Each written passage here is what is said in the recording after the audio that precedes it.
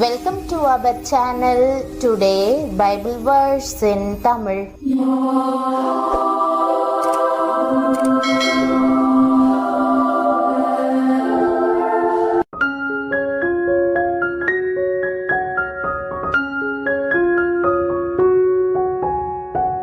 இன்றைய வசனம் சங்கீதம் 134:3.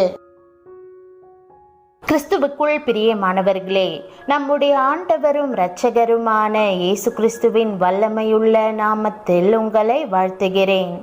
வானத்தையும் பூமியையும் உண்டாக்கின கர்த்தர் சீயோனிலிருந்து உன்னை ஆசிர்வதிப்பாராக என்ற வாக்குத்தத்த வசனத்தை இன்று நாம் தியானிப்போம். ஆசீர்வாதம் என்ற சொல் எத்தனை இனிமையானது! எல்லாருக்கும் தாங்கள் ஆசிர்வதிக்கப்பட வேண்டும் என்ற எண்ணம் உண்டு. பெற்றோரின் ஆசிர்வாதத்திற்காக பிள்ளைகள் ஏங்குகிறார்கள். ஆசிரியர்கள், பெரியவர்கள் மேன்மக்களுடைய ஆசிர்வாதத்திற்காக எதிர்பார்க்கிறார்கள்.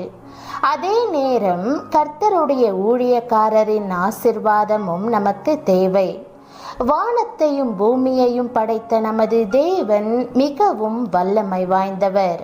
அவர் கரத்தில் எல்லா அதிகாரமும் உள்ளது. அவர் மிகவும் பெரியவர். அவர் ஒப்பற்ற ஞானத்தால் நிறைந்தவர். அவர் வல்லமையுள்ளவராக இருக்க வேண்டும் என்ற நோக்கம் எதற்காக என்று தெரியுமா? அவர் உங்களை ஆசிர்வதிக்க விரும்புவதால் அவர் சர்வ வல்லமையுள்ளவராக இருக்கிறார். ஒரு தகப்பனார் தன் குழந்தைகளை ஆசிர்வதிக்க விரும்பினார். அவர் இவ்வாறு கூறினார்: எனக்கு இந்த வேலை கிடைத்தால், எனக்கு பதவி உயர்வு கிடைத்தால், என் குழந்தைகளை ஆசிர்வதிக்க இன்னும் என் கரம் ஆசிர்வாதமாயிருக்கும். என் குடும்பத்துக்கு ஒரு அழகான வீட்டை கட்டித்தர முடியும். அம்மா சொல்கிறார், எனக்கு மட்டும் அதிக புடவைகள் கிடைத்தால் அதை இந்த ஏழை பெண்ணுக்கு கொடுப்பேன் என்று கூறினார். ஆம், ஒரு மனிதனின் இருதயம் ஆசிர்வதிக்க ஏங்குகிறது. ஆனால் அவர்களுடைய வசதி வாய்ப்புகள் குறைவாகவே உள்ளது. ஆனால் பரலோகத்தில் உள்ள உங்கள் தகப்பன் வானத்தையும் பூமியையும் படைத்த சர்வ வல்லமையுள்ள கர்த்தர். தேவன் கூறுகிறார், நான் உன்னை ஆசிர்வதிப்பேன்.